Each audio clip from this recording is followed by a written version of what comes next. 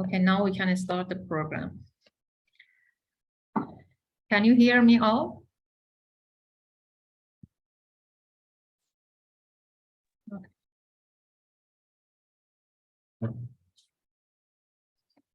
Okay, hello ladies and gentlemen. Welcome to the third session of How I Treat Solid Tumors online short courses. I am Dr. Marjan Yaghmai, Associate Professor of Medical Genetics at Oncology, Hematology, and Cell Therapy Research Institute of Tehran University of Medical Sciences, TUMS. And I am the head of the leading house of Iran and North America Academic Partnership at TUMS.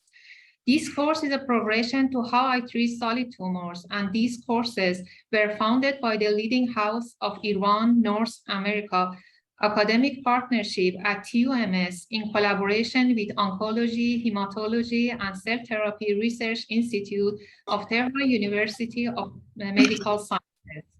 In this program, our well-known international experts in the field will focus on one or more distinct aspects of a single disorder and offer diagnostic and therapeutic advice. Our course, How I Treat Solid Tumors, is comprised of 10 sessions that weekly or bi-weekly will focus on various aspects of different solid tumors, diagnosis, patient education, network development, and treatment. We intend to provide our oncologists, radiotherapists, and surgeons with an opportunity to access the latest update of solid tumors, and we have gathered the lead experts to share their knowledge and clinical experiences in each session. We hope these interviews can lead to a better understanding of solid tumors treatment. I need to take a moment here and express my gratitude to Dr. Omid Hamid, our invited speakers from the US, for his kind support and collaboration. If you wish to receive an international certificate of attendance for each session, you need to register by Appraise to Raise website that the link can be found on the chat box. Today's session is entitled How I Treat Melanoma. Now I would like to introduce our moderators for this third session. Dr. Mohsen Rajai-Nejad, Assistant Professor, Hematologist, Oncologist at Research Center for Cancer Screening and Epidemiology, Aja University of Medical Sciences, Iran, Tehran. Dr. Farshid Farhan, Associate Professor, Radiation Oncologist at Cancer Institute, Imam Khomeini Hospital, TUMS, Iran. Dr. Farzad Waqef Davari, Assistant Professor of Surgery, Fellowship of Surgical Oncology at Cancer Institute, Imam Khomeini Hospital, TUMS, Iran.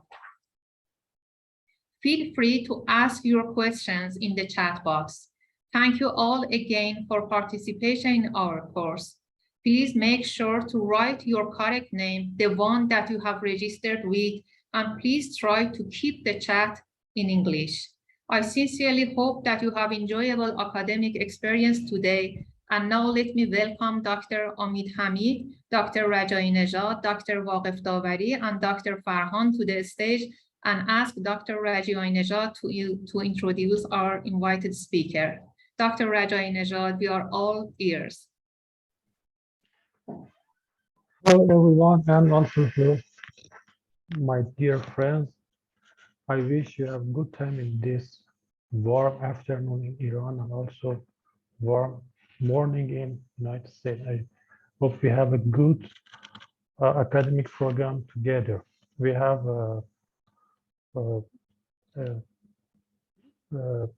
very experienced guests in the field of treatment of melanoma, and also we have other speakers from Iran and United States. Our first speaker is from United States, Dr. Omid Hamid, who is the Chief of Translational Research and Immuno-Oncology at the Angeles Clinic Research Institute, Sarcoma affiliate at Los Angeles, California, US, where he served as co-director of the melanoma and director of phase 1 program. His area of experiences include immunotherapy and phase 1 drug development. He is recognized as one of the preeminent immuno-oncologist at the field of melanoma and in the world and has published extensively and has been the forefront paradigm shifting breakthrough treatment including BRAF/MEK targeted agent, anti-CTLA-4, anti-PD-1 and anti-PD-L1 therapies. This current research interests include next generation immunotherapeutic, include novel immune checkpoint inhibitors, biospecific antibody, adaptive T-cell therapies, and oncolytic therapies, with a focus on combinatorial approaches. Dear Doctor, I am very happy to see you and meet you here, and I request you to start your speech. And thank you for come and introducing our program. Okay, so I wanted to thank the organizers for inviting me to speak today, Dr. Yagami and the rest, and I appreciate the ability to share my experience in taking care of melanoma. This is the entry to the Angeles Clinic. So I want to invite anyone who stops by Los Angeles or is in California to stop by and say hello. Today we'll review melanoma therapeutics, but I always like to begin by saying that the majority of the work that's come through targeted agents and immunotherapeutics, including checkpoint inhibitor therapy and single agent and combination, has come through melanoma and has ultimately led to improvements in care in other solid tumors. So what you see here really translates not only into cutaneous malignancies like melanoma, cutaneous squamous cell carcinoma, Merkel cell and basal cell carcinoma, but the majority of this is applicable to lung cancer, renal cell carcinoma, and other cancers that express either a BRAF mutation or have a immunotherapeutic approach. You can see down here my Twitter and my email. If anyone is interested in reaching out, I'm happy to speak or go forward. These are my conflicts, many conflicts, but that allows for a more objective discussion. As you can see here, this is the approved agents for stage 4 melanoma, and we've really come forth extensively. And this, if you start in 2005 and 2006, when I finished training and came into my own clinic and moved here to where we are in 2022, you see we've changed overall survivals from 6 to 8 months and 5-year survivals from less than 10 to 5% to 1-year overall survivals where we're seeing greater than 70%. What that means is a benefit for 50% of our patients, the ability to move clinical trials from phase 1 to approval in a short amount of time to benefit our patients, but clearly more questions that need to be asked. And so we find ourselves at the crossroads here where we can do simple things and get the answers wrong, or need to be more complex in where we go forward. I apologize, I'm going to have a lot of slides, but it's only about a third of what I usually speak to, and we'll go forward in a more rapid fashion. We'll start by talking about BRAF/MEK inhibitor therapy. Although it's not a first-line therapy in melanoma, it has a huge space. We'll talk about checkpoint inhibitors, mainly Ipilimumab and Nivolumab, and then newer LAG-3 targeted agents, sequencing that came from the DreamSeq trial from Mike Atkins, and then other approaches. And what I'll sprinkle in there is discussions about TIL, bispecific antibodies, CAR-T, and new approaches, brain metastases, and a little bit on neoadjuvant and adjuvant therapy.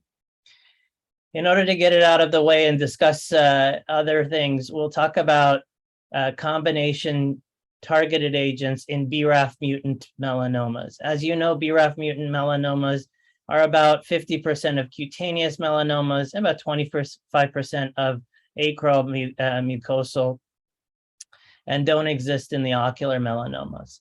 What we've learned now and has become standard from COMBD, the Columbus trials, and others is that overall survival is changed significantly with single agent BRAF inhibition, but toxicity is improved, Overall and progression-free survival and duration of response is improved with combination BRAF and MEK inhibitor therapy. So for me, any BRAF mutated patient starts with that needs a targeted agent starts with combination. They've all shown a hazard ratio near 50% in progression-free survival. This is data from Columbus with encorafenib and binimetinib, which are BRAF-TOVI-MEK-TOVI, Cobrim from a vemurafenib and cobimetinib, COMBI-V from dabrafenib and trametinib. So we never start a patient on single-agent BRAF inhibitor. When you look at them, their efficacy seems similar. You can see here progression-free survival. The encorafenib and binimetinib data comes from a later time. They're not looked at head-to-head, but almost the same. The overall survival is about 50% at 3 years. We see more adverse events of pyrexia with dabrafenib, trametinib, with Bemcobi photosensitivity. So this probably would not be the best for Los Angeles and Iran right now. And encorafenib, binimetinib, low rates of pyrexia and photosensitivity, but other visual changes, etc. When we look at the patients that benefit, it's clearly those patients who have a earlier disease, lower amount of metastases. This comes from Dirk Schattendorf, Georgina Long, and the progression-free survival on the top here. These are patients with normal LDH, some of the longest diameters being short and less than 3 organ sites. So the decision for a patient with metastatic melanoma that comes to our clinic first is, let's send next generation sequencing to evaluate for the BRAF mutation. Other non-canonical targetable mutations are helpful later line, like NRAS, c-KIT for our mucosals, CDK for others moving forward. With the BRAF mutant patients, the question really becomes, should we begin with BRAF and MEK inhibitor, and which ones do we use? You can see here the smaller disease, the better you benefit, with a complete response rate of 42% and a progression-free survival around 50% at 3 years.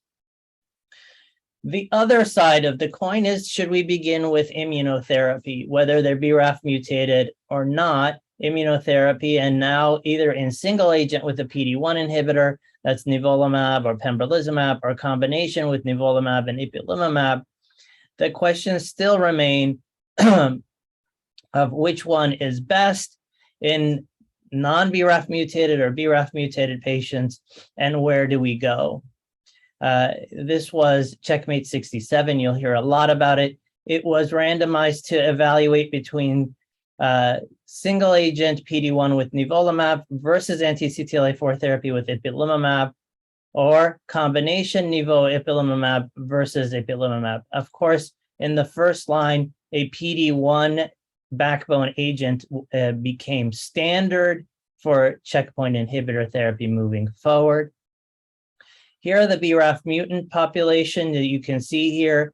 And even though the trial was not powered to look for differences between the ipi-nivo in red or the nivolumab arm in green, you see here a clear indication of benefit of combinatorial therapies for the BRAF mutated patient. Here is all comers. Although you see a difference in the PD-1 versus PD-1 CTLA-4, there was no power here. What you see in the power here is that if a patient comes to my office and discusses this with me, any patient that came onto therapy, here we're moving at 6 years and beyond, you can tell them that a third of those patients will still be alive 6 years out. Now, this is a tumor that 15 years ago, it was only 6 months. So a third will not have progressed, will still be on that regimen. I'm sorry, and 50% will be alive. So from a survival of 6 to 8 months to somewhere around 6 years plus of a median overall survival. That's a huge change. But what we've seen here are questions that need to be answered. Number one, for a BRAF mutant patients, what do we start first? Number two, are we really benefiting all patients? And this is a subset analysis that was done on Checkmate 67. I myself have looked at it in the keynote studies with just single agent PD-1 with pembrolizumab. And here's overall survival with best overall response with combinations or single agent PD-1 or single agent anti-CTLA-4 therapy. What you can see here as you go past 5 years, those patients that achieve a complete response have a wildly better survival than even those patients that have a partial response that would make us happy or stability of disease. Look at where you are. At 2 years, you have a 50% survival if you get stability of disease.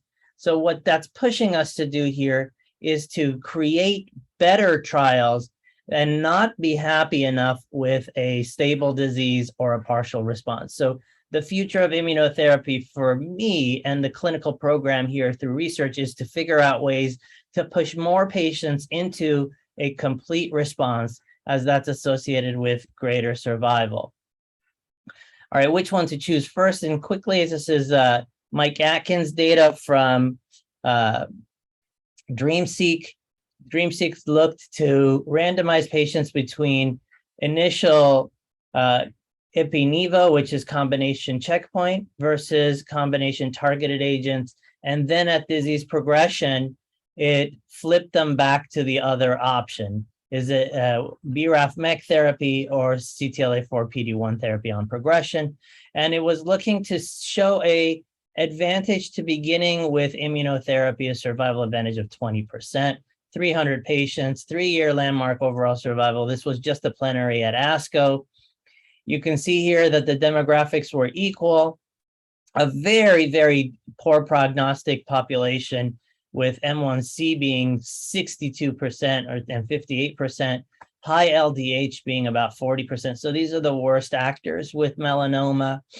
And moving forward, here is the data showing a benefit clearly in duration of response for patients with Nivo-Ipi versus dabrafenib and trametinib, our BRAF MEK inhibitors. Here's progression-free survival. And this is the historic thing that we saw here.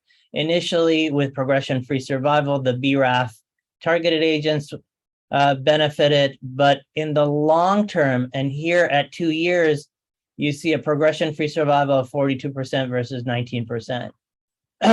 A clear benefit. At 1 year, a close progression-free, 49 versus 36, but clearly a majority of patients fall off. And when you look at response rates, and I didn't put it in here, in overall survival, the benefit was the same, better with checkpoint inhibitors. Other people mentioned the fact that, well, maybe, well, what else is there to prove that you need to start with immunotherapy? You can see here in step 1, the response rates being equal, but when you had to switch over from immuno to targeted therapy, the response rate remained similar, 48%. But when you went from targeted therapy to immuno-oncological therapy, the response rates were lower. And the median progression-free survival was lower. And so this points to an indication that treating with BRAF MEK inhibitors, targeted agents, until progression may cause some form of immune insensitivity. Here are the 2-year overall survival rates by subgroups. And I bring this forward because all the way to the right, you can see that favorable subgroup where everyone said, well, okay, that subgroup that Dirk Schandorf and others showed was more had the best benefit with BRAF. Did that beat immunotherapy? And the answer is no, immunotherapy was best for all. And in conclusions, we found that beginning with immunotherapy, more durable and better ongoing responses. Overall survival was better. And it's not that the BRAF MEK therapy did not help, but it was a better second-line therapy. So progression-free survival and overall survival was improved.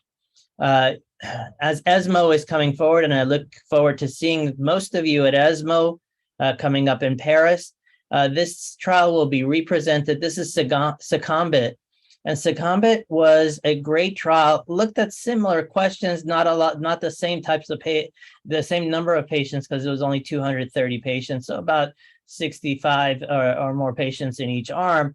But it looked at starting with combination targeted agents and then going to combination checkpoint versus beginning by combination checkpoint and moving on to targeted agents. So similar to DREAMseq, but it had a third arm, which was a sandwich arm that treated for 8 weeks with BRAF/MEK inhibitor, then went to checkpoint, and then upon progression went to BRAF/MEK again. And it tried more to answer the question of, could you do the third arm and what was the benefit? And here, in the interest of time, I'll tell you that the progression-free survival, again, at 1 year seems similar, but at 2 years begins to show that beginning with BRAF and MEK therapy and treating until progression was the worst one. But in those patients where you have rapidly growing disease, symptomatic disease that's BRAF mutated, you could start with 2 months of targeted agents. So what does this also tell us? Here's the overall survival. What does this tell us? Well, in this small study, it tells us that there is an ability to begin with targeted agents and do a quick switch. And this may be the way we take care of other solid tumors that have targetable mutations that are responsive, where we need the benefit of immunotherapy. In short, other people looked at triplet regimens because they thought, well, BRAF inhibitor increases CD8 T cells. It can improve response to immunotherapy. There are 3 studies that went forward that looked at progression-free survival. Of course, only one was positive and is approved in the United States, still with a lot of questions. Sorry, with a lot of questions moving forward. But when we look at all of them together, you see that the progression-free survival is almost similar to just Nivo-Ipi at 5 years. So the triplet has not clearly made it into our, our therapeutic landscape. What has come quickly onto the scene is Nivolumab and Relatlimab, a newer target, a newer checkpoint, which is LAG-3. This was presented by Hussein Tabi and published in the New England Journal of Medicine, and it's become a standard option in the first line. This was a randomized 714 patient trial, randomized in blinded fashion 1-to-1 between Nivolumab, Relatlimab, given as one infusion versus Nivolumab, looking at if there's a benefit in progression-free survival or overall survival. And more recently became positive. You can see here a median progression-free survival improvement of 6 months with a hazard ratio of 0.78 at initial follow-up of 19 months.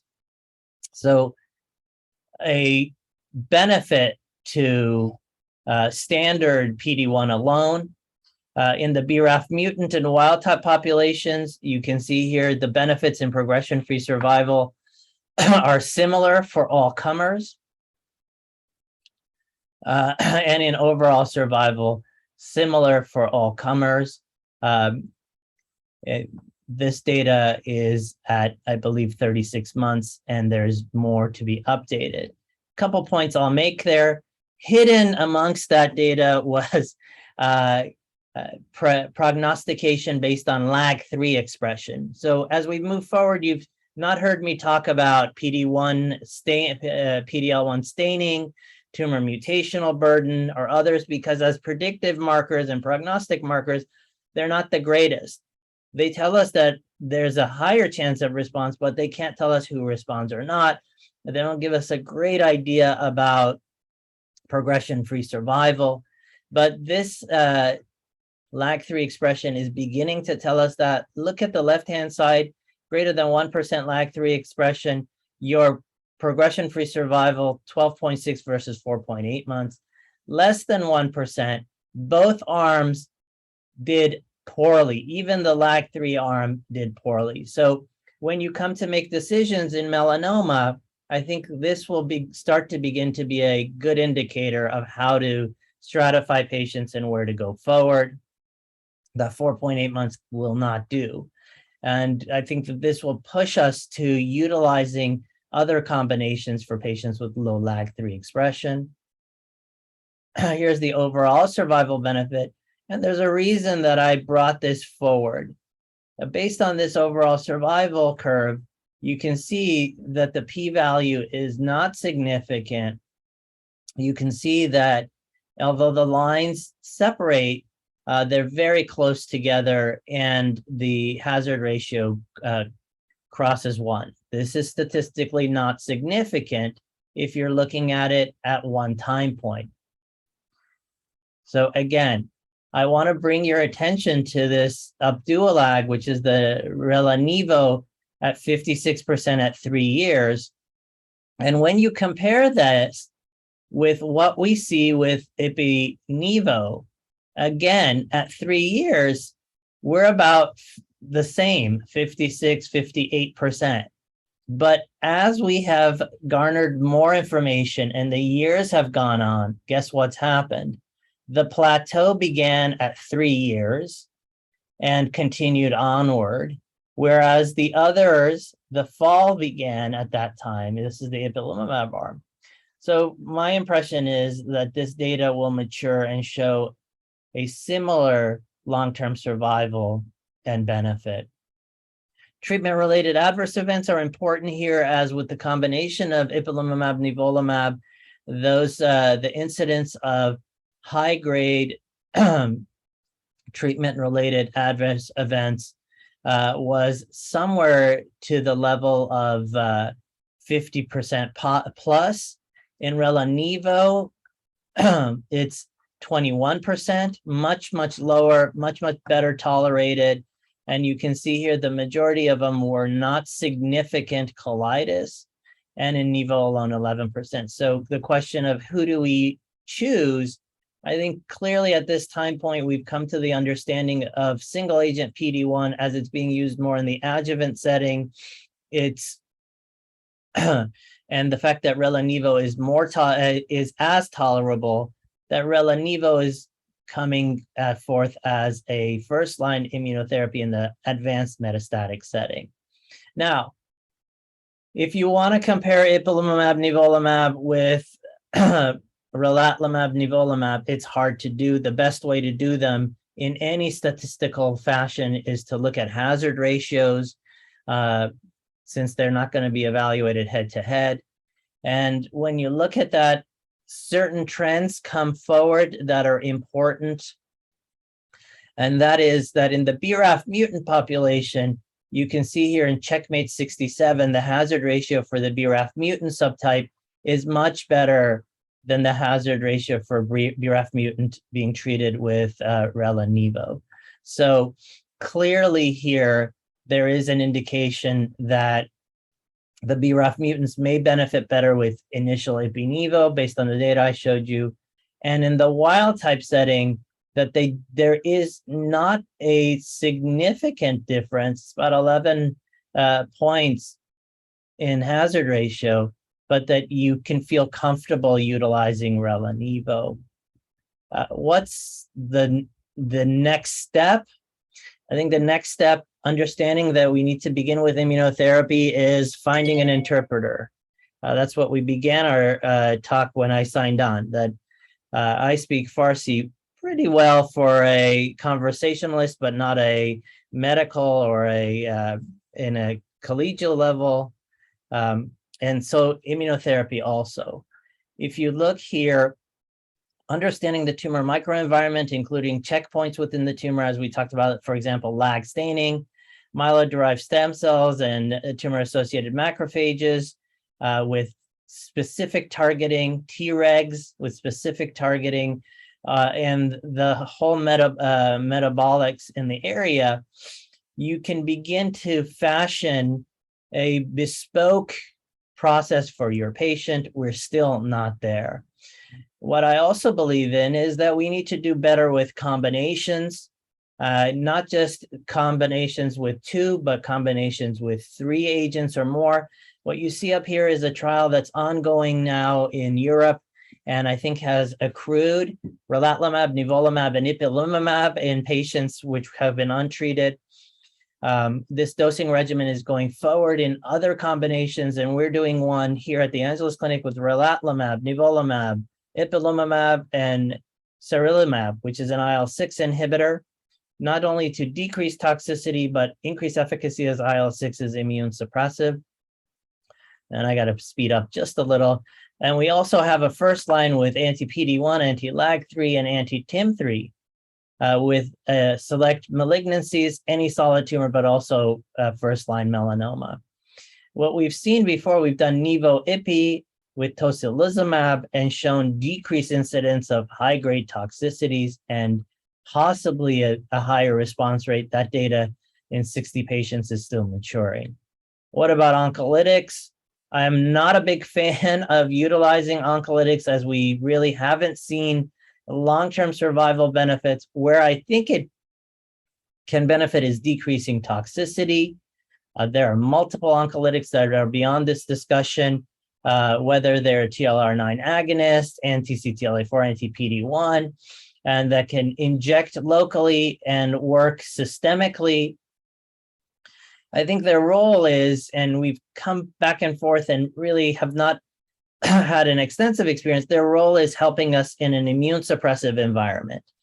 We have published, along with UCLA and UCSF and Memorial Sloan, the fact that patients who have liver metastases have a poorer prognosis in the advanced state, even if they have the same tumor volume, even if they have the same performance status and LDH, etc. And clearly there is something to liver metastases. And this is data with TVEC, telemedine leheparepvec, which is a herpetic virus that is injected directly with GM-CSF, and it's shown the ability to control disease in the liver and systemically. And this is a small pilot trial done for colorectal, HCC, and other tumors. And it can be done for melanoma, and we're doing it in clinical trials. And that's led to using anti-tumoral drugs like anti-CTLA4, where we've seen significant systemic therapy toxicity. You can see here that utilizing it locally can give you a systemic benefit. It can also decrease toxicity because you can give an antiviral and kill those viral cells. And it can also self-replicate, so you don't need continuous infusion or dosing. This has been shown. This is intratumoral immunotherapy with a poly-ICLC and tremelimumab, which is a CTLA4 antibody. This was presented at SITC 2021. This is a breast cancer patient with locally injected anti-CTLA4 and a PD-L1 antibody. So you can see here a long-term benefit going forward. As I end, I think I have about 8 or 10 more minutes. We can't forget about TIL therapy. It's on the verge of being approved in the United States. And this is data from Iovance. Again, this is available for a majority of patients where you have available tumor infiltrating lymphocytes from a surgical resection are grown. The patient is admitted to the hospital, gets a lymphodepletion regimen. The TIL is infused. They get about 6 or 8 IL-2 infusions, and then they are discharged home. It's a one-time dosing that can give you long-term benefit. The change here is that instead of needing a facility to do this yourselves, there are multiple programs now that you send the tissue to them, they grow the TIL, they mail it back to you, and that's how we've done it. We've seen huge benefits, as you can see here, with patients who've been heavily pretreated and have had anti-CTLA4 and anti-PD-1 therapies. This is the first cohort of patients from the Iovance drug that's at the FDA, where we've seen 81% clinical benefits. in patients that have seen anti-CTLA-4 and anti-PD-1 with a median lines of therapy of 3. Here are the responders, and you can see early response and partial response. You can see early response going into complete response, early response to durable response for many, many months going forward. I bring your attention to the data here that all of the patients had anti-PD-1 prior, 80% have had anti-CTLA-4 prior, and the majority of patients, their best overall response to anti-PD-1 was progressive disease. So the most resistant, that other 50% that never benefit from checkpoint inhibitor here can benefit. The toxicities really are from the IL-2 and from the lymphodepletion. So not a lot of significant toxicity, and the median number of IL-2 doses was 5, so 5 out of 6, pretty well tolerated. What about the site of resection? Here's the data looking back at everyone treated. And all of this shows that regardless of where we pulled the tissue, lymph node, subcutaneous, visceral organ, and other, that we were able to get enough TIL to progress. It benefited all subgroups. And I haven't talked a lot about ocular melanoma, and it is an up-and-comer in ocular melanoma with objective tumor regression in 35% of patients. This is a small study of 20 patients. Those who've had previous anti-CTLA-4, anti-PD-1 and regional therapies, and also targeted therapies. So rapid responses, durable responses, and an option for all solid tumors, as this data has looked well in cervical cancer, lung cancer, mesothelioma, head and neck cancers going forward, and is being improved as we talk now. I'll just talk a little bit about this stuff. Newer drugs are taking the T cell and adding engineering IL-15 and other interleukins that can work with an oral activator. The IL-15 can drive NK cell expansion. Unlike IL-2, it does not affect Tregs, so Tregs are not increased. So we're looking forward to hopefully better response, more durable response, the ability to give this as an outpatient and not to need to keep the patient admitted for IL-2 therapy, etc. Allogeneic NK is being championed by someone that I'll talk about coming up. NK cells can be off the shelf. That means that you don't need to do a tumor harvest. And they can be prepared. The patient can come in. This is AML data, but this is trials that are going into other solid tumors. They can get their preparative regimen as an outpatient, come in and get their NK cells and then their IL-12 or IL-15. And this is moving forward into all solid tumors. I didn't talk about tebentafusp on the bispecifics. These are T cell redirectors that target CD3 on the T cell and a HLA presented peptide on the target cell. This data was presented in the New England Journal and an approval for ocular melanoma that showed a benefit. Here you see how it works. The cancer cell is brought into proximity to the T cell. We think it overcomes this resistance of T cells to move into the tumor. We have data now in combination with durvalumab or in combinations with durvalumab or tremelimumab. So triplet, anti-CTLA-4, anti-PD-L1, and this drug in patients with melanoma or single agent with melanoma. And these are cutaneous skin melanomas showing about a 37% clinical benefit. So these trials are moving forward. If you come to ASCO, I'll be presenting in one of the preferred papers a similar one that doesn't target GP100, which is found primarily on melanoma cells, but targets PRAME with good data in lung cancer, ovarian cancer, melanoma, and other solid tumors. It's going forward. The power of it is not only good and rapid response, but durable in refractory and resistant populations. Okay, so why does this gentleman appear Here is Iago Nieto's data of an innate cell engager combined with cord blood derived NK cells. So here is NK cells coming from cord blood that's stored.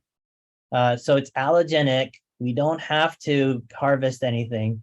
It is coupled with one of these bispecifics. Interestingly, it comes from the lab of Kati Rezvani, who's Iranian, who went to England and is now at MD Anderson. Just thought I'd say that. And so this is pre-complexed allogenic NK cells with a bispecific cell engager, as you can see here. And that takes the NK cell directly to the tumor. So you don't have to wait for a patient's own T cells to engage. The NK cells are already engaged. They can be infused and you can see benefits. So these I see look in the future. Neoadjuvant therapy and adjuvant therapy were not the main focus of my discussion, but what we can see here is neoadjuvant therapy being helpful in understanding a multitude of things. Having tissue at the beginning and looking at it and interrogating it, and then giving a couple of lines of therapy in a early fashion, and then resecting tumor to look at response, the durability of response, trying to decrease the amount of drug that we give. I want to just show you this. This is the data that comes from Relatlimab and Nivolumab in the neoadjuvant space. These are the New England Journal articles in the metastatic space. But what you can see here, this combination with Ipi-Nivo 70 gives us a high pathologic complete response rate, a high response rate. Same with all of the Ipi-Nivo or single agent pembro combinations. But in Rela-Nivo, we also saw a significant pathological complete response rate. It's easy to give and gives us an early ability to benefit the patients. Why do we think that is? We think that in the setting with tumor in place, you can get more tumor antigen CD8 responses, is the blue lines here. It's also the rationale for being able to initiate an immune response that's durable without further dosing. I'll pass through these quickly and tell you that what it's been able to do is show us that the pathological response you have locally is seen in the lymph node. So if you have a complete response, the lymph node has a complete response. We may not need to do a sentinel node or a completion nodal dissection. It's shown that those patients who have complete response have a huge distant metastases-free survival and may not need any more adjuvant therapy. That's going forward. We now know that adjuvant therapy with PD-1 is standard for high risk, even stage 2 patients. And I think that's the reason why, because we're affecting the nodes, the microscopic nodes that we would not find. So it's improved distant metastasis-free and relapse-free survival with a risk reduction. And this data is now going forward in brain mets. This is data for Ipi-Nivo. I take you to the right-hand side, a response rate in brain mets of 54%, 1-year survivals that are around 60% or more and are durable. And distinct contrast to targeted agents in the brain, which have a short half-life. This is TIL therapy in brain metastases, and we're seeing that that really does work. We can also take these drugs and give them intrathecally, and this is data of intrathecal anti-PD-1 therapy showing responses in patients moving forward. So upcoming in clinical trials. Even CAR T and TIL can be given intrathecally. This is a trial presented at SITC with IV CAR T or intracerebral vesicular. So given it through an Ommaya. When you looked at it, IV infusion gave you not a lot of response in the CSF. Intrathecal So intracerebral infusion gave us a huge immune activity in the central nervous system space. This is not melanoma, it's a glioma in young patients that you can see here. Initial durable long-term response. So all of this that I've presented to you is moving forward. I'll skip this, but this was interesting. And even patients who are on immunosuppression for transplant, combinations that are moving forward that lead to response. And imaging with targeted antibodies that target CD8 and have immunofluorescence, where we can tell early if the T cells are getting to the tumor or not, and discontinue treatment that's not working well. So as usual, I've gone over time and run you through the program here and what's coming forward. I think it's a great time for melanoma patients around the world, but also other patients with solid tumors that respond to immunotherapy. My final slide is, again, an invitation for anyone who's around to reach out to me or to knock on our door at the Angeles Clinic in Los Angeles, California. And so thank you for the time.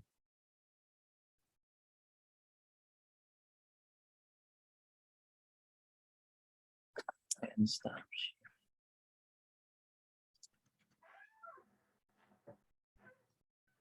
Okay. Thank you, Dr. Hamid, for your fabulous talk. Now I will ask Dr. Waqef Davari to present the case.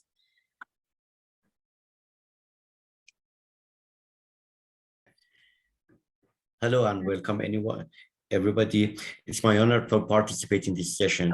I appreciate for your invitation. It's an interesting case that I had during the last year. It was a complicated and somehow challenging. So I decided to share the case here and have your opinions. I try to share the slides. Okay, do you have slides? Yes. Yeah. Okay, I proceed.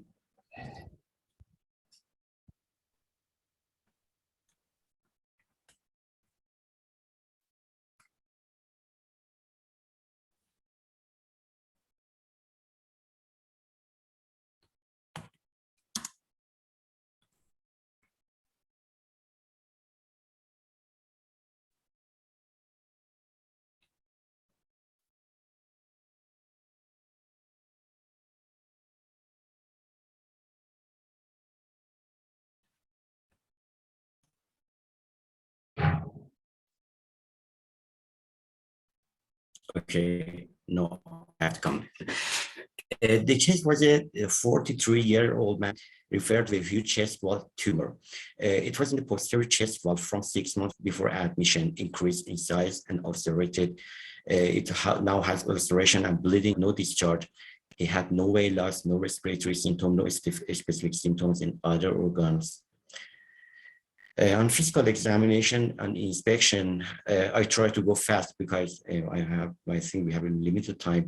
A huge polypoid mass, 10 times 12 at left posterior chest wall, necrotic and ulcerated, but not infected. It had occasional bleeding. We saw satellite lesion around the main lesion. In palpation, it was very mobile, not fixed to chest wall, and no axillary lymphadenopathy. You can see the lesion here. Before coming to me, he had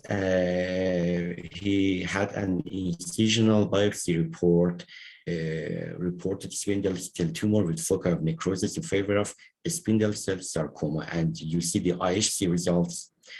Based on IHC result, they proposed malignant peripheral nerve sheath tumor for this tumor. I started my workup with a chest MRI. In chest MRI, we had a heterogeneous solid necrotic mass with enhancement in post-contrast images in paravertebral region, about 10 centimeters. No invasion to chest wall, but it has close contact to these structures. Mediastinum and lung parenchyma were normal. Abdominal pelvic CT scans had no specific points. You can see a single cutoff tumor in the posterior chest wall. As you see, it's originated from cutaneous or subcutaneous tissue, but no invasion to muscle, but in close contact to them. Based on this information, we decided to perform the operation. As you see, we marked the boundaries, the margin of the tumor and the satellite lesion here. We rejected the tumor and, of course, a deep margin from the trapezius muscle and a small part of paravertebral muscle to have a good margin, of course, for the primary diagnosis of sarcoma. We tried to close the defect. Of course, it was successful. 50% of the defect was closed, and I tried the second operation to close all the defect with a split thickness graft that it was acceptable. As you see, the final pathological result that it was a chest wall mass resected, but the margins were free. But in the notes, my pathologist colleague proposed that it's more similar to melanoma based on the S100 and SOX10 positivity. You can see here the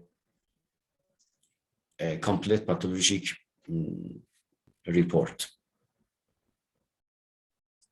They told me that it's very confusing, that we really cannot distinguish between melanoma and MPNST based on these results. Surprisingly, about 1 month after surgery, the patient came to the hospital with a left axillary lymph node that was new. It was a new finding. It was 2 times 2 centimeter mobile lymph node in the left axillary. We requested an ultrasonography. They detected 2 lymph nodes suspicious for malignant infiltration. I really thought that it was a melanoma based on this new finding. I requested a core needle biopsy of left axillary lymph node, but it was completely necrotic tissue. Based on this information and doubtful pathologic response and suspicious lymph node in the left axillary, we decided to perform a left axillary lymph node dissection. During the surgery, there was firm lymph node with adhesion to axillary tissue and axillary vein. It was during the operation, it was completely similar in malignant lymph nodes. But after final pathology of axillary dissection with we checked it with the same pathologist, there was 14 lymph nodes, 6 of them show complete necrosis and no evidence of metastatic involvement. Finally, in the MDT, they decided to proceed the treatment, first of all, with radiotherapy based on the MPNST pathology. But I think it's challenging, and I will be happy if I have your opinion about this case. Thank you.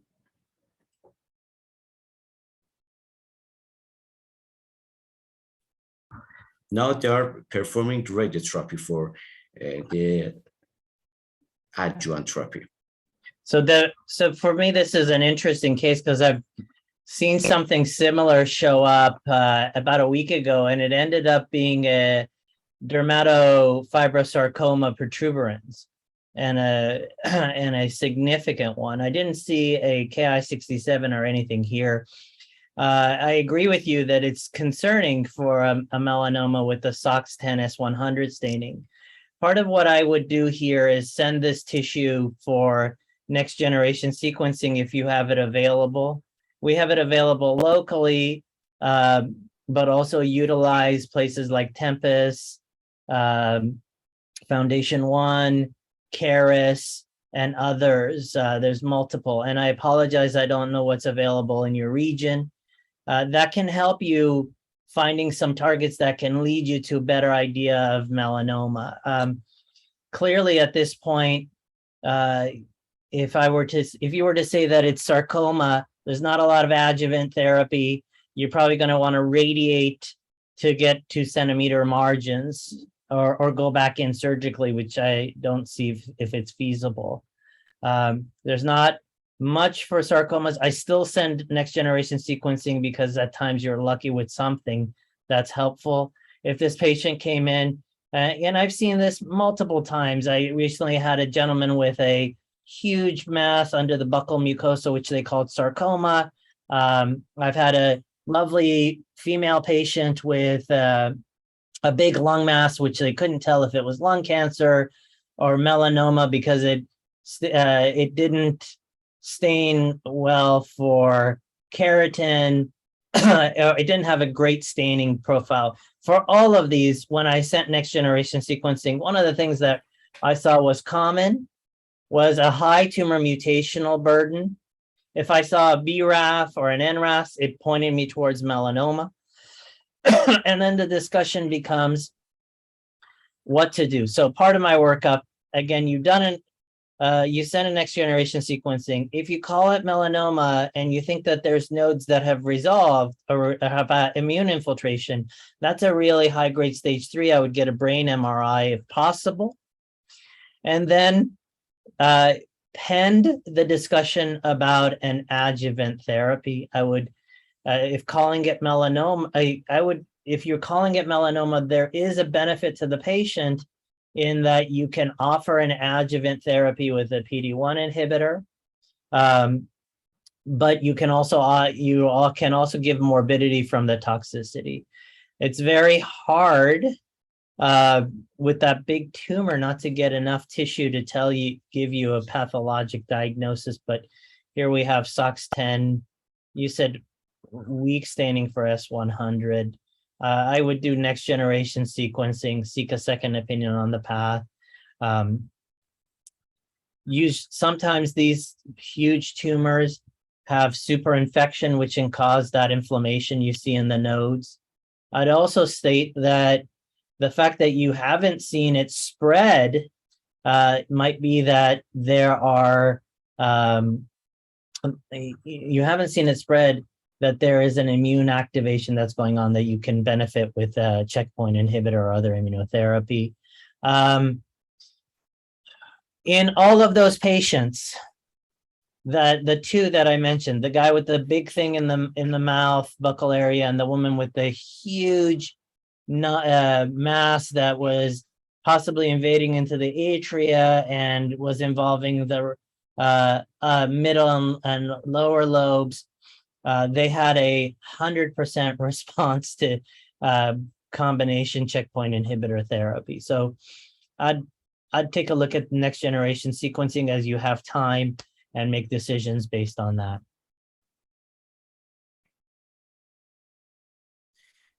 Dr. Hamid, I have a question.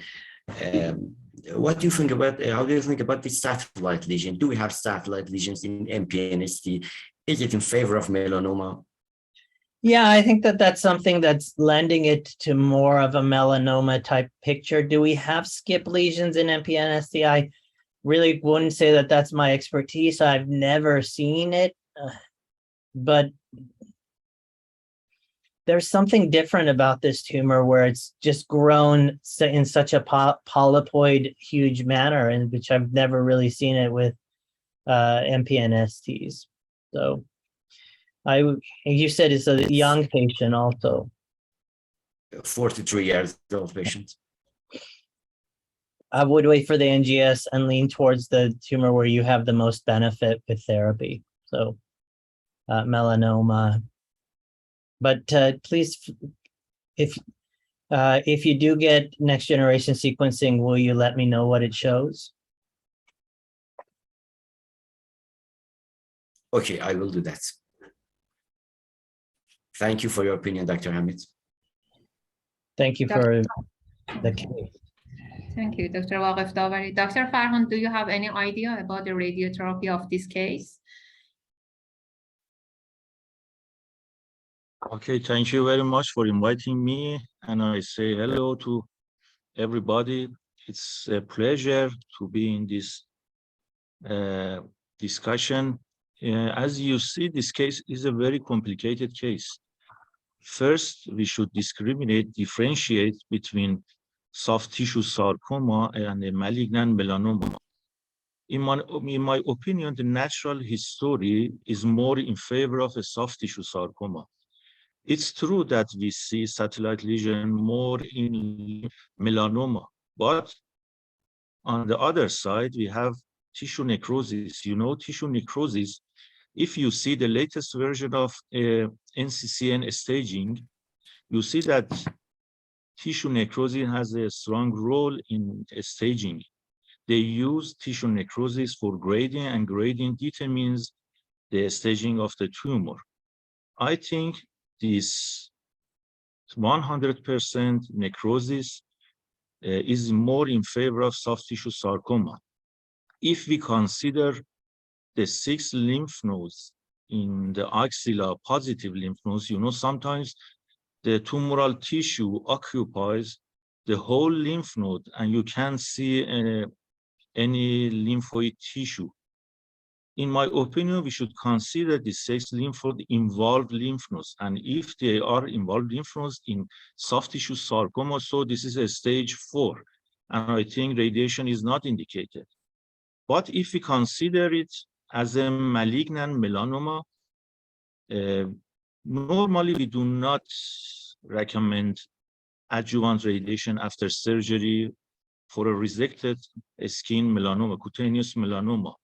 But in this case, because of the presence of satellite lesions, I do recommend adjuvant radiation to increase local control. And if we consider the 6 lymph node positive, axilla needs also radiation. I don't know what to say. If we consider melanoma, this case as a cutaneous melanoma, it definitely needs radiation for axilla and also for bed of the tumor.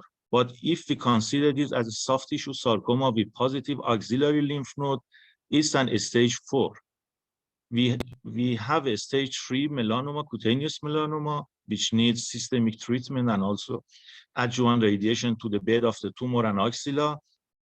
And it's a stage 4 soft tissue sarcoma, which radiation is not indicated.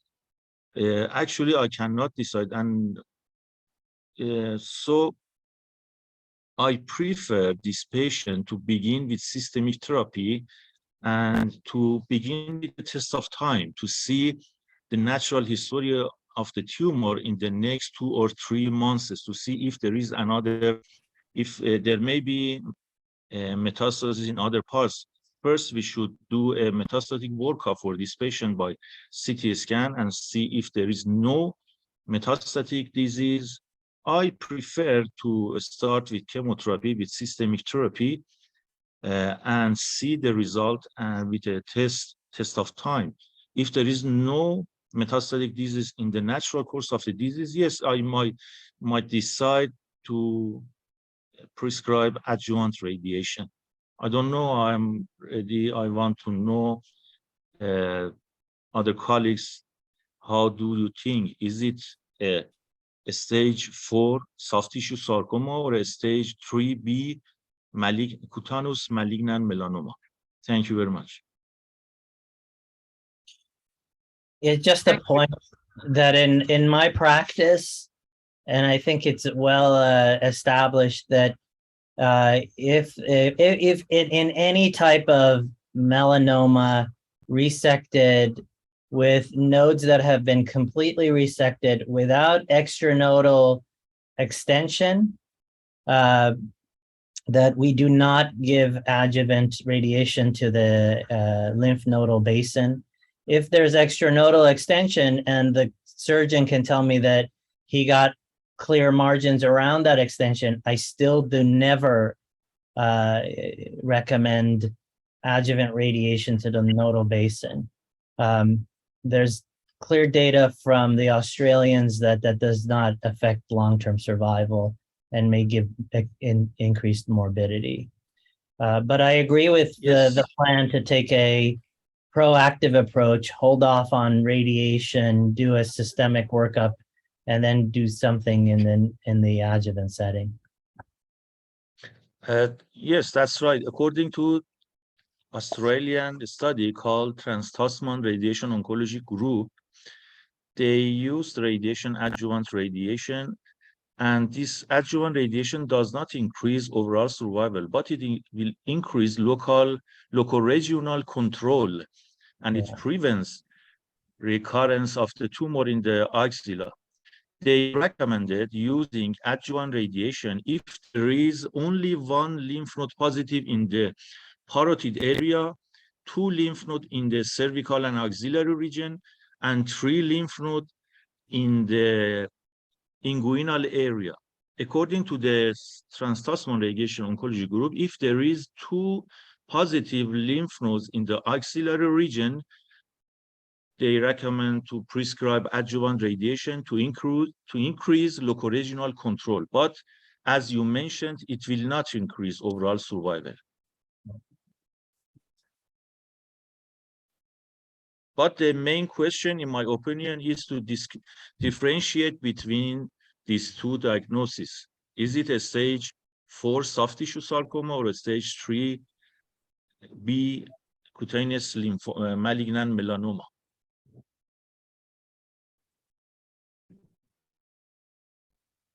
Thank you, Dr. Farhan. Dr. Rajvi, do you have any idea about this case?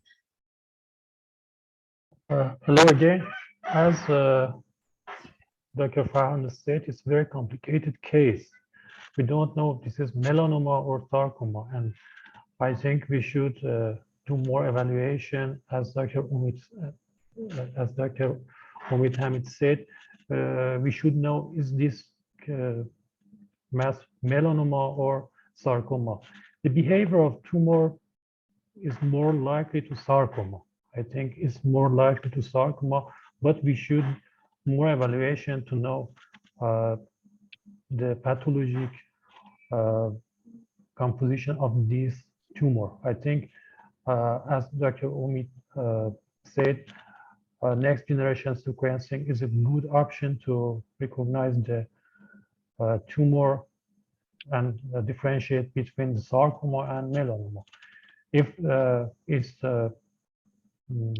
showed that melanoma, we need systemic therapy, and also if it's not melanoma and sarcoma is stage 4 and needs systemic therapy to prevent, and also we need to follow this patient by short course imaging, and also we need to follow other sites of probable metastasis.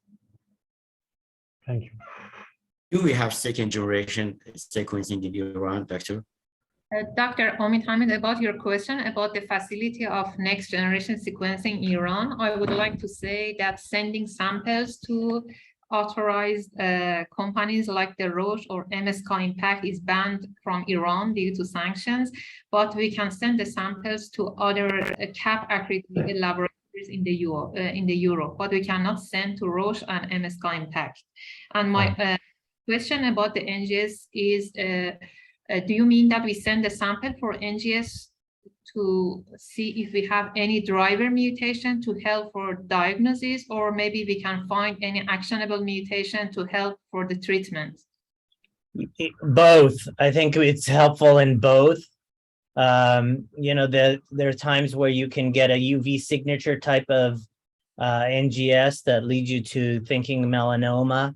I don't really care in the metastatic setting what it is, if you can find targetable mutations, high mutational burden, POL-E mutations or others that indicate a benefit from one therapy over the other.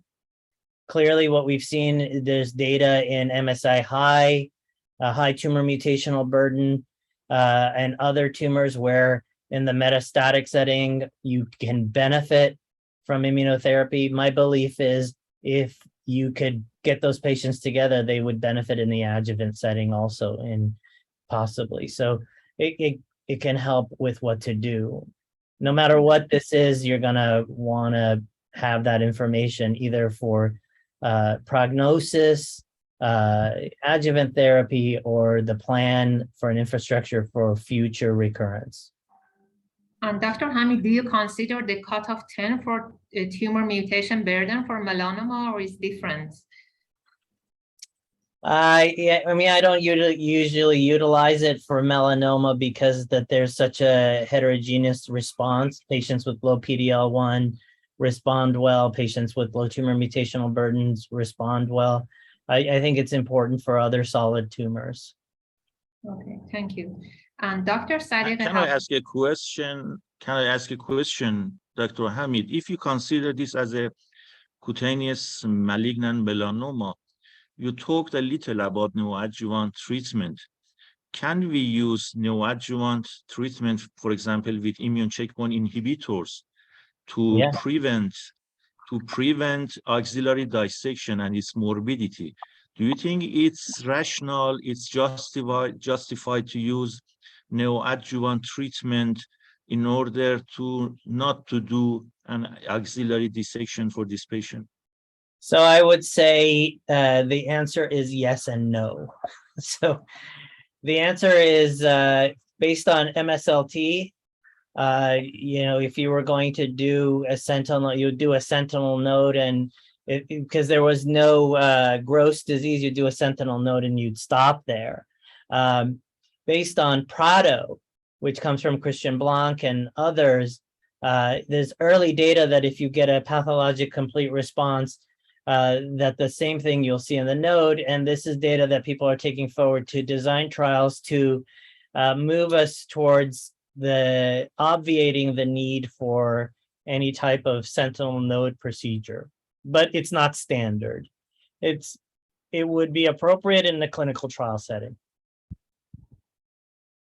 Only in clinical setting. Yeah, no, thank you very clinical much. trial setting. Any question from the audience? Okay. Ms. Sadek asked to give the microphone to Dr. Winnie.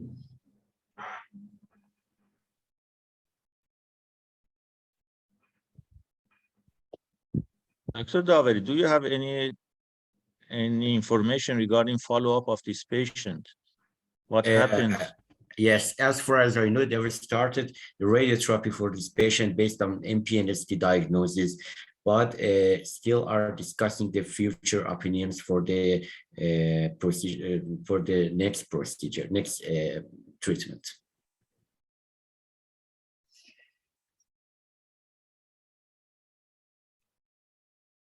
Hello, everyone, and thanks for the great presentation of Dr. Hamid. My name is Sayambar Sadiqi. My question is mostly about leptomeningeal metastasis. It was a very nice presentation. You spoke about that challenging situation that mostly we use chemotherapy for melanoma, DTIC and temozolomide for those patients. And for other tumors, solid tumors, we use targeted therapy if it's possible, such HER2 inhibitor for breast cancer. But for other cases, there is a real challenge. They live for a short time, and attempts are unsuccessful mostly. I wanted to know about your slides. You told about TIL therapy in leptomeningeal metastases, and also in other cases as a engager, as a biospecific. So I wanted to know more about that. Is it possible to give us more information about the results of this kind of therapy for at whole, and also for especially for leptomeningeal metastases? Right. So I would say that a lot of that is is clinical trial work, and not a huge amount of data there. I think the most promising thing is the ability of checkpoint inhibitor combinations to work in the CNS and leptomeningeal disease. The data I presented from Isabella Glitza from MD Anderson about intrathecal Nivolumab comes in patients who've already failed anti-PD-1 and anti-CTLA-4. So if I had a patient that appeared with leptomeningeal disease and had not been treated, I would treat with high-dose anti-CTLA-4, anti-PD-1 combination. What we've also seen is early data with proton therapy in those who have failed to the cerebrospinal axis. That's up and coming. If they've failed checkpoint, I would look for a clinical trial in melanoma with intrathecal checkpoint inhibitor. There's data, although it's very small, with intrathecal interleukin-2. My belief and my experience has been that DTIC or temozolomide has no significant efficacy. Having given intrathecal DTIC, I find it to not have a huge response or benefit. So I'd avoid those.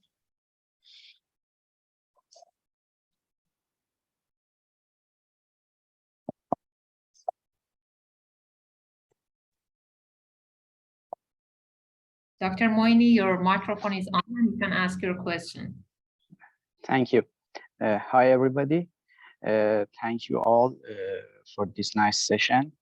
I think the Dr. Waqif Davari's interesting case is more compatible with melanoma because of the clinical presentation, the satellite lesions, and the lymph node involvement. As you know, we have rare involvement, lymph node involvement in the context of soft tissue sarcomas. And according to this, I think it's more compatible with melanoma. And I prefer, because of our limitation to do NGS, to refer the specimen for a second review in a reliable pathological center. And if they confirm the melanoma, then the patient could benefit or will benefit from the adjuvant immunotherapy. Dear Dr. Moini, I think they reviewed the pathologic report by 2 or 3 pathologists in Cancer Institute. And I think it's enough for the 2 or 3 pathologists to have the opinion on the melanoma in PNST. And all of them agreed with the PNST? No, they could not differentiate between these 2 pathologies. This was the problem. Then the final choice is the NGS. Yes, of course that is. Thank you. Unfortunately, the patient has no insurance. He's immigrated from other country, and we have some problem in proceeding these diagnostic procedures. There is no insurance coverage for the NGS. Unfortunately. Yeah. Any other question? Unfortunately, we have other problem with drugs. As you know, many immunotherapy drugs are not under the insurance coverage, and we have a big problem for treatment melanoma in Iran. And I think many of the patients can't offer and can't pay for the immunotherapy prices and drugs in our country. And sometimes we have to use cytotoxic drugs, as we know that cytotoxic drugs are not useful and are not very good in treatment of melanoma. It's one of the most problem in our country. So I'm happy to discuss this offline. Just quickly, in the interest of time, I would say that the only regimens that I think are worthwhile are either carbotaxol with a VEGF inhibitor, which is Avastin, or lenvatinib, or axitinib. I wouldn't say that those are good first-line regimens, but if there's not a lot in the bag, there's something to utilize. I've been extremely naive about the utilization of collaboratives in Europe and Asia. And I would say that if there's a collaboration with a institute in Germany that has clinical trials where they can help you open clinical trials there, where the drugs are given or a travel program. That's probably the only thing in the short term. We have an embarrassment of opportunity here in the United States, and it's unfair. It makes no sense. I would, but modeling after places like Australia, where they have the same issues with access and working towards clinical trials.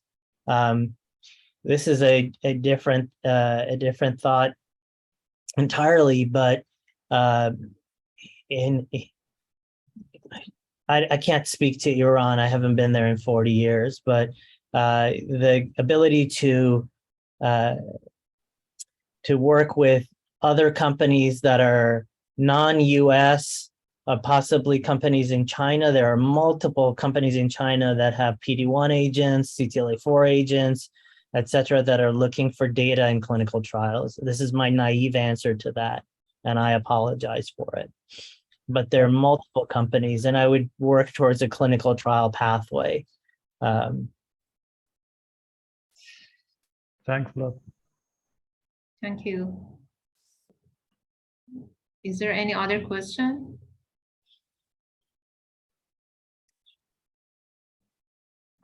If may I say something, if you consider this as a malignant melanoma, stage 3B, this patient needs to do, you have to ask a brain MRI to see if this patient has brain metastasis. It's a routine workup for stage 3B patients. Thank you. I will do that for 13. Okay. Okay, I think we are done. I sincerely thank our speakers and moderators. It was a privilege to meet all of you. Collaboration with all of you is an honor for all of us at TUMS. Thank you, Dr. Omid Hamid, again for your nice talk. I am also grateful for the participation of all of you in the third session of How I Treat Solid Tumors. Have an enjoyable time. Thank you. Bye-bye, everyone. Goodbye. Have a good time. Goodbye.